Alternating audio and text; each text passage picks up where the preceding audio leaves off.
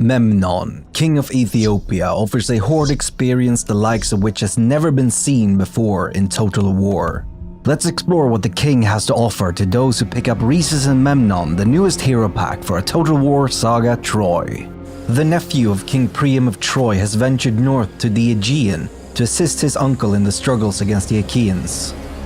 As we begin our campaign, we find ourselves on the island of Rhodes, ready to lay waste to the enemies of Troy. To the field of battle!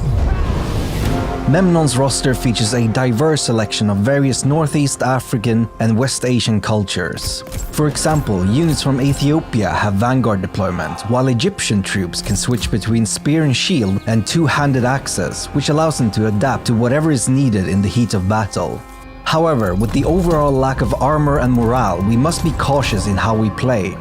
The light units allow us to quickly flank and surround our enemies, but we want to make sure our front line doesn't break and give the opponent easy access to our ranged units.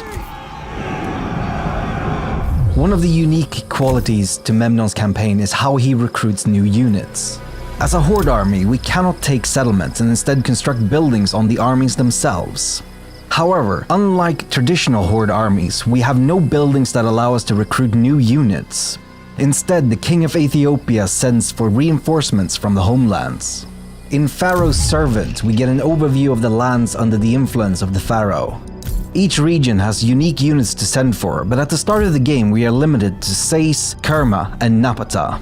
Through royal decrees and building chains, we gain access to more regions with more and stronger units.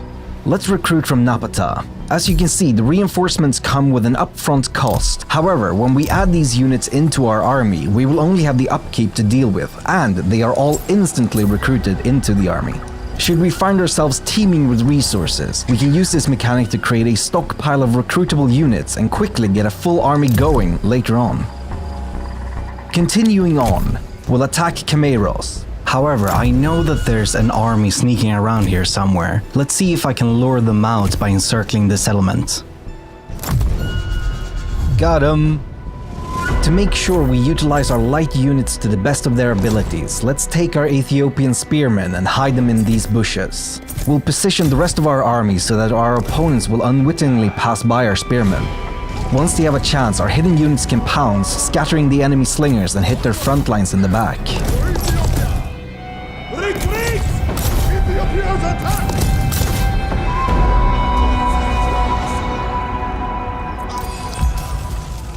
Time to test our skill. As we raise settlements, we gain various resources, with each settlement having its own bonuses signified by this icon here. However, we're still light on some resources to upgrade our horde's primary building. Let's see if we can make some friends. The friend of my friend should surely also be my friend, and Sarpedon of Lycia is definitely friendly with Troy. Our mission wants us to send a gift of gold, and the increased opinion of said gift will surely help us in the long run. Let's send Sarpedon his gold, and then we can make a barter.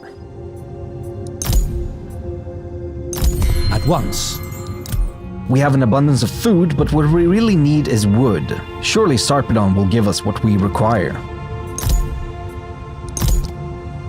Staunch protector. I'll see it done. We also need to build up our army with more soldiers. Kerma has some great units to offer us. However, like all Ethiopian troops, their cost is heavy on wood. Meanwhile, Sais costs mainly food, which is a resource we have in abundance at this time. Here at Arcasia, we have a major settlement battle. Without armor, our units would be taking more damage than I'd be comfortable with just getting to the walls. But Memnon has a trick up his sleeve. Our Ethiopian troops have vanguard deployment, allowing us to start so close to the walls we can almost touch them. We can then avoid most of the damage from the towers and quickly get over the walls. Our troops will be exhausted from climbing up the ladders, but getting up there quickly will likely outweigh that in this situation.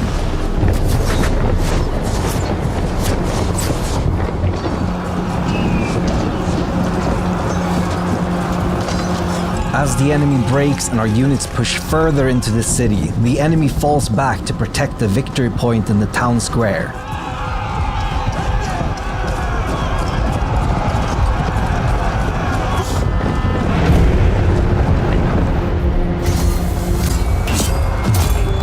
Raising Arcacia has given us a bit of a unique gift, the ability to recruit giants. Unlike the units we gain through Pharaoh's Servant, these mythic units do have an upfront cost, in this case, food.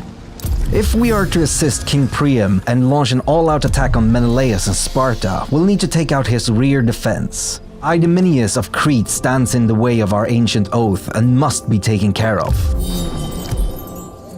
It's time to take advantage of the second of Memnon's unique mechanics, Resourceful Strategist. Unlike the heroes of the Aegean, Memnon does not have agents like the spy or priestess. Instead, Memnon assigns followers to his camp, which gives him various bonuses. For example, the Egyptian healer gives additional replenishments, while the Egyptian assassin gives us an ability that damages the enemy hero. We'll be taking advantage of the latter right here, because I am not fancying that auto-resolve.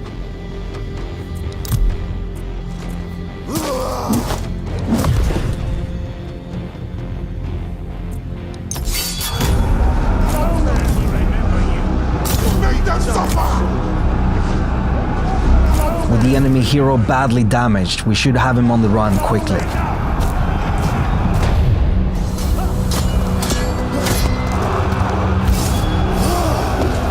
And with their primary army gone, Knossos is ripe for the taking.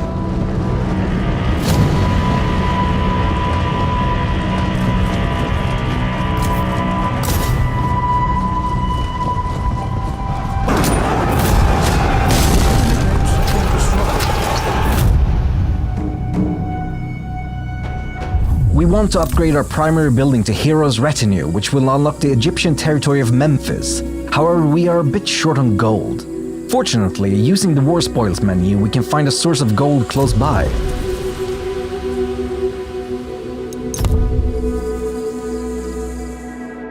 The time has come. The Scourge of Sparta has a name, and his name is Memnon.